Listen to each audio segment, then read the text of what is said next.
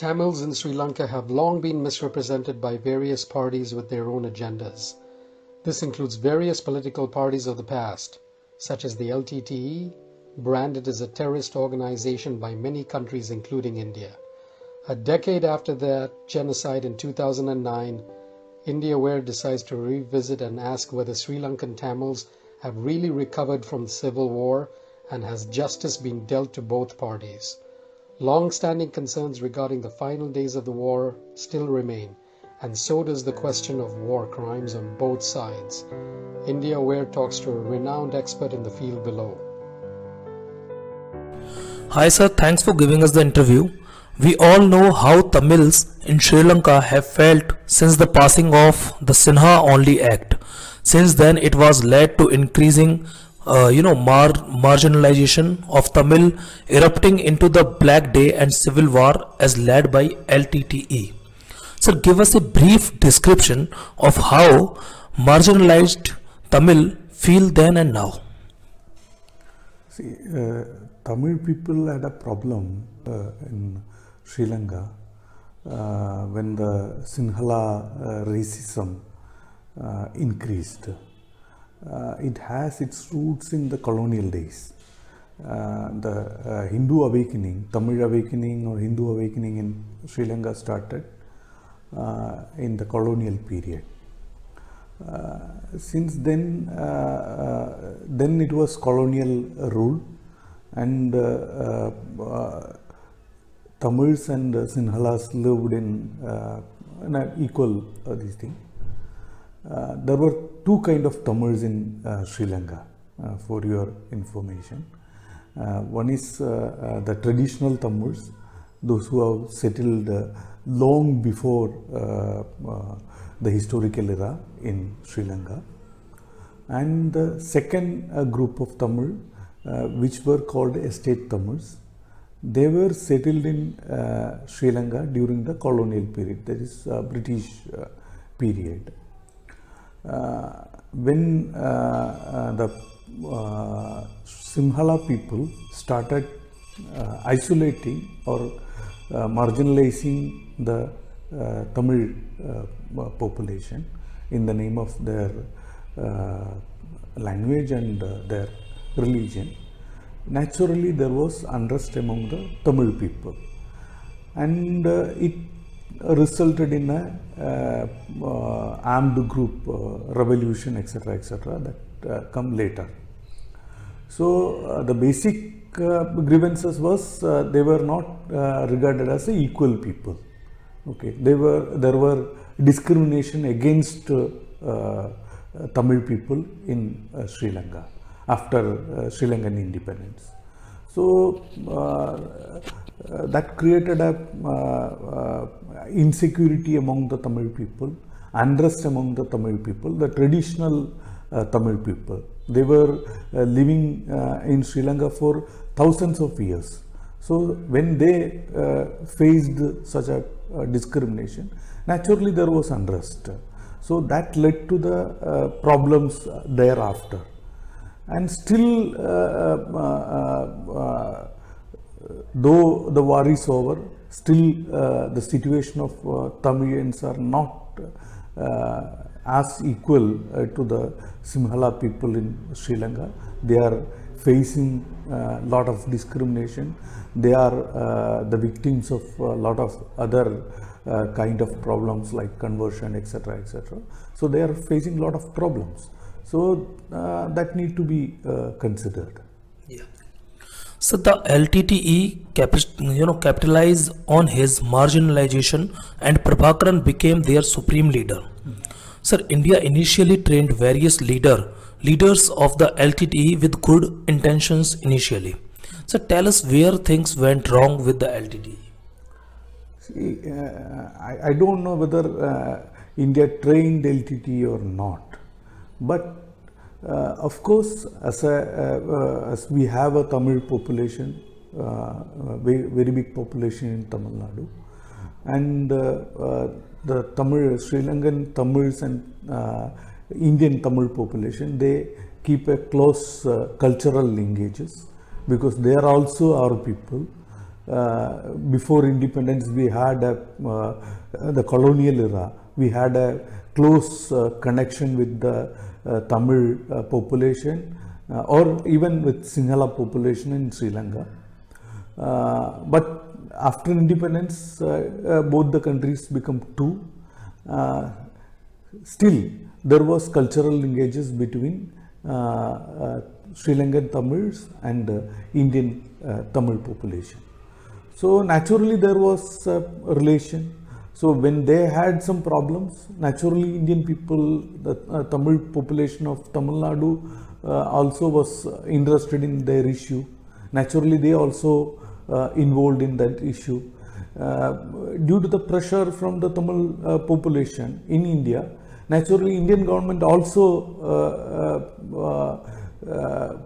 interfered or tried to solve the issue with discussion with the Tamil leadership in Sri Lanka and the Sri Lankan state. So India was actively involved as a regional power. India was actively involved in the process. So naturally, as part of a negotiation, discussion, there will be give and take policies will be there. Naturally, it could have been happened. So, but I can't say anything definite because it's we need to capture the historical situation and the negotiation and its process, etc., etc. Sir, it is said that Prabhakaran converted to become a Christian. Is there any truth to these reports? I don't think that Prabhakaran converted to Christianity. I believe that he was a strong Hindu, and Sri Lankan Tamilians are much more Hindus than any other Hindus. That is what my belief. They keep their roots. They are very good Hindus. The Tamilian issue also started. The Sri Lankan Tamil issue started during the colonial era when the Christian missionaries started converting Hindus. When they reached the Hindu worship places and tried to convert people, then there was a Hindu awakening in the Tamil population, the traditional Tamil population in Sri Lanka. So the whole Tamil movement, we should not see Tamil movement in a isolation. We need to see Tamil movement in a whole, as a whole. So when this LTTE also came in, there was a Hindu element in that, but naturally they got support from various foreign countries and all. Naturally there was a Christian influence in LTTE in later period, but initially the whole Tamil movement, I am not talking about the LTTE alone, the Tamil awakening, Hindu awakening in Sri Lanka started in colonial period. So Prabhakaran also, I think, largely influenced by Hindu feeling. Sir, why could India never really give more support to independent political organization like TELO, that is Tamil Eelam Liberation Organization? So did we fail a political setup?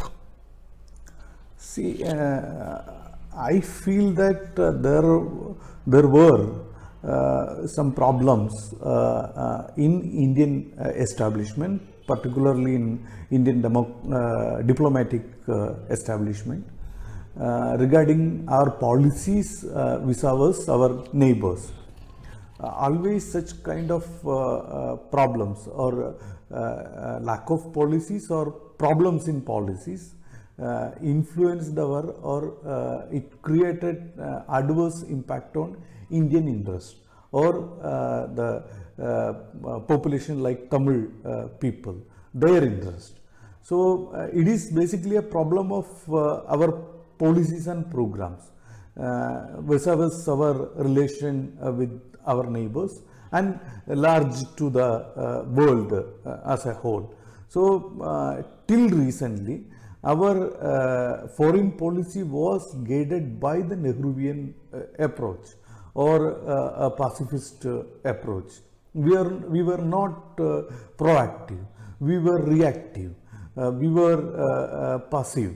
So such a policy created a lot of problem for India as a country and as a cultural entity also, as a cultural civilization also.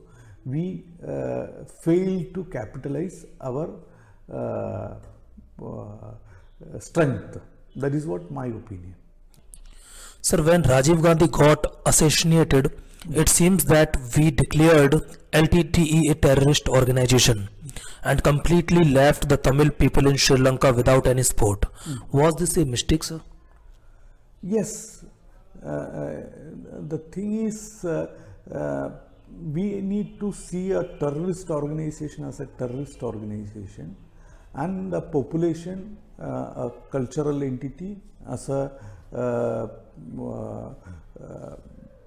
close, since we have a close linkage with the Tamil population, we need to, we should have seen Tamil population as a separate entity and LTTE as a another terrorist outfit or a minority organization. Considering such, we should have created a rapport with the Tamil population, with their other leadership, etc., etc. But somewhere we failed to do so.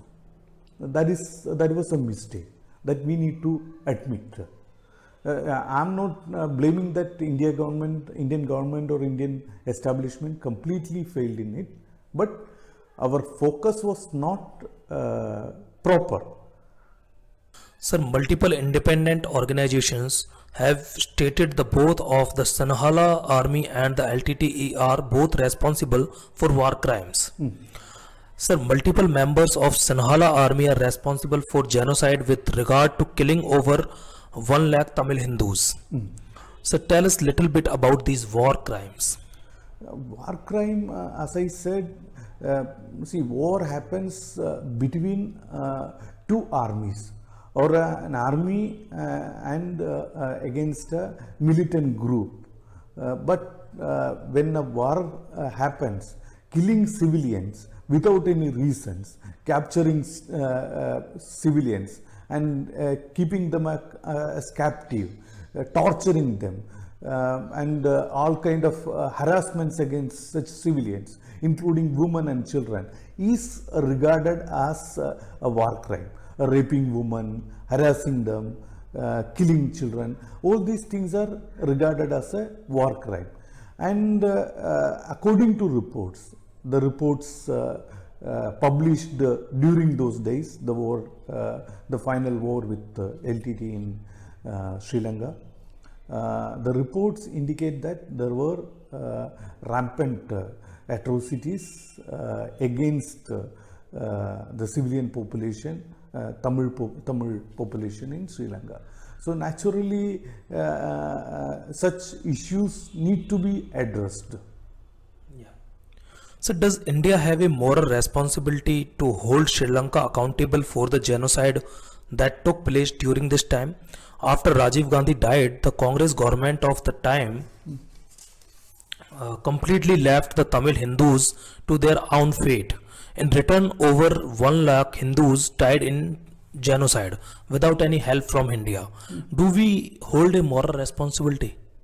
See, naturally, as a responsible neighbor, as a democratic country, and since we share a cultural heritage with Tamilians in Sri Lanka, so naturally we have a responsibility when there is a problem to interfere and to ensure the protection of minorities there, minority Hindus there. Naturally, it was our responsibility. Somewhere as a regime, as a state, we have failed to explore that option and even to interfere in that issue. So it is natural. and what